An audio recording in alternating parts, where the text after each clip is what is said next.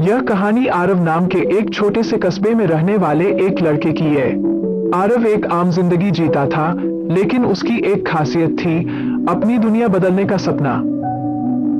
उसके पास न तो अधिक धन था और न ही अधिक संसाधन, लेकिन उसके पास साहस था जो उसे हर मोड़ पर कुछ नया सिखाता था। एक दिन आरव के जीवन का सबसे बड़ा दुर्योग उसके सामने आ खड़ा हुआ और उसकी पूरी दुनिया हिल गई। उसके माता पिता एक दुर्घटना में चल बसे। आरव, जो अभी छोटा सा बच्चा था, अपने घर का इकलौता वारिस बन गया। सब कुछ अपनी मुट्ठी से फिसलता देख उसे एहसास हुआ कि उसने अपने सपनों के पीछे भागते हुए सब कुछ खो दिया है। यदि हम इस कहानी को दुनिया के नजरिए से देखें तो यह एक ऐसे लड़के की कहानी है जिसने अपना सब कुछ खो दिया।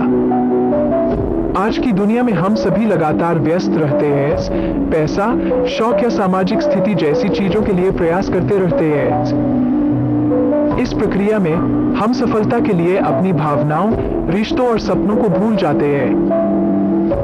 लेकिन जब आरव ने अपनी दुनिया को अपनी आंखों के सामने बिखरते देखा तो उसके भीतर एक नया विचार पैदा हुआ। उन्होंने समझा कि एक बार जब आप सब कुछ खो देते हैं तो कुछ नया खोजना महत्वपूर्ण होता है। उसने अपने अंदर एक शक्ति महसूस की जिसने उसे सब कुछ पुनः प्राप्त करने का साहस दिया।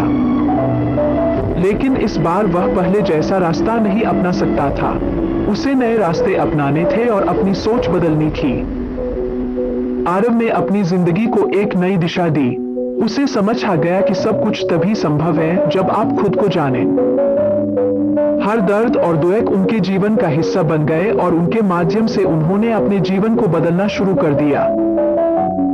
आरव ने सीखा कि जब तक हम अपनी असली पहचान को नहीं समझ लेते, तब तक हम सब कुछ खोकर भी उसे वापस नहीं पा सकते। आज की दुनिया में हमारे सपने हमारे दर्द से आकार लेते हैं।